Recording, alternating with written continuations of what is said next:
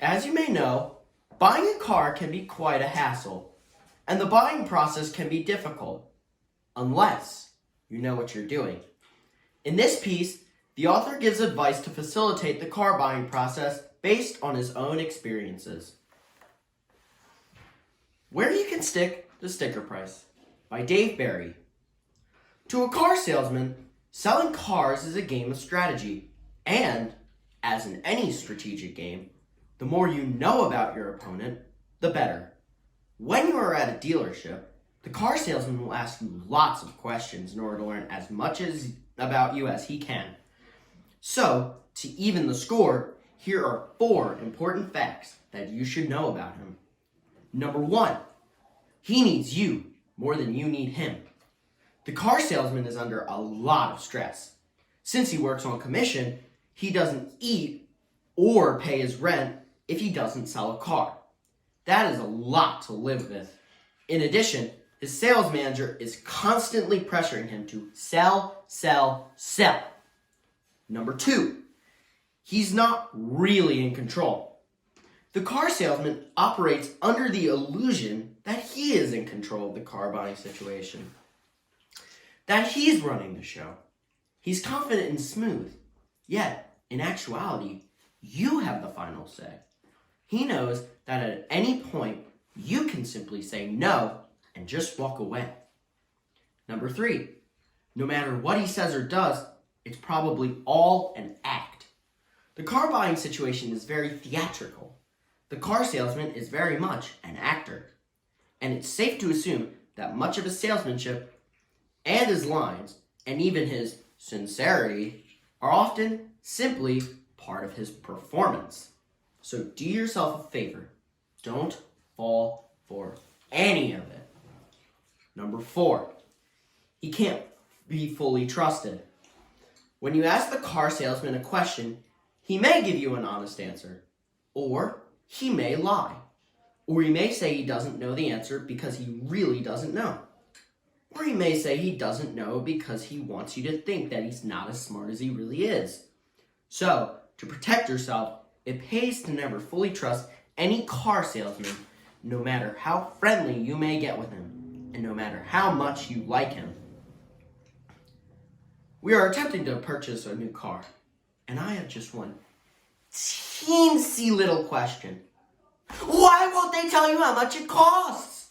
I mean, let's say you're in the market for a rutabaga.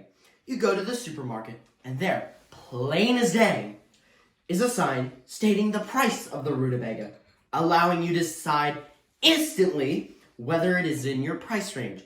If it is, you simply pay for the amount and take your rutabaga home. And you hurl it into the garbage disposal. I mean, at least that's what I would do, because I hate rutabagas. But when you walk into a dealership, you are entering consumer hell.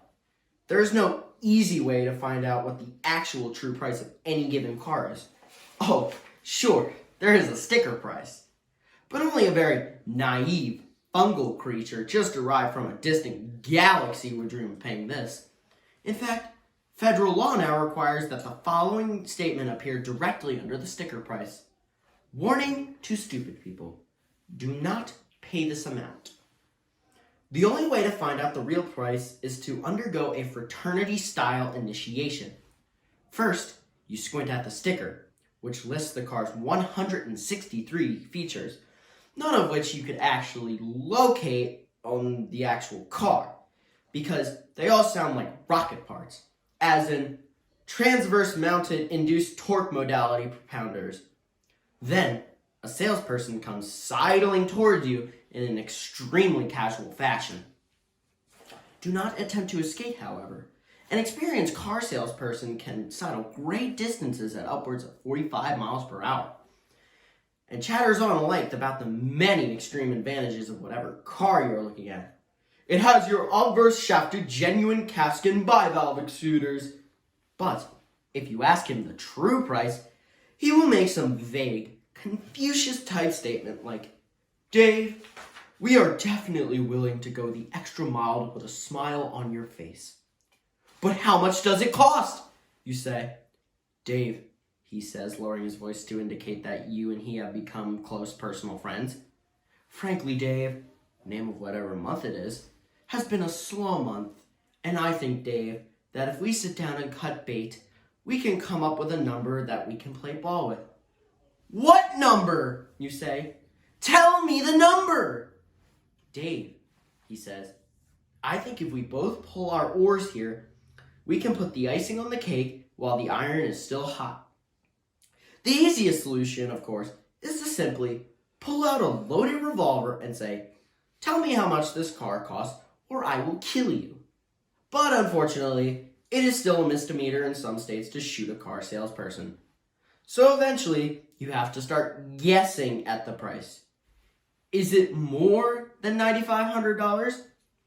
It is very similar to the childhood game 20 Questions, only it takes much longer because instead of saying yes or no, the salesperson always answers, let me talk to my manager. The manager is comparable to the Wizard of Oz, an omnipotent being who stays behind the curtain and pulls a lever and decides whether or not the cowardly lion will get a free sunroof.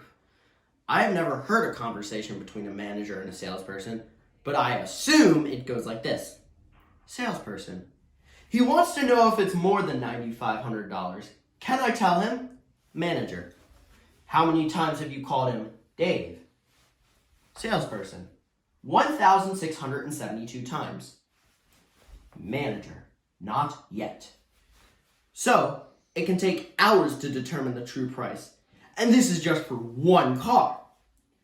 If you want to find out the price of another brand of car, you have to go through the entire fraternity-style initiation all over again. And there are hundreds of brands of cars out there. Thousands of them.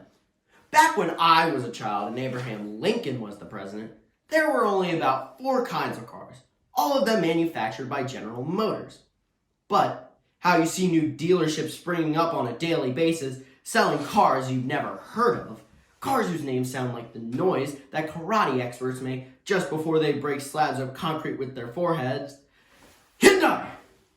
So far, the cars we have looked at include the Mimosa Uhuru 2000 LXJ, the Mikado Sabrina Mark XVI XM LCM, the Ford Pelagrosso, which is actually the same as the Chevrolet Sombrero, the Jeep Violent Savage, and the Chrysler Town Center Coup de Grace, which is manufactured partly in Asia, engine, transmission, and body, and partly in the United States, Ashtray.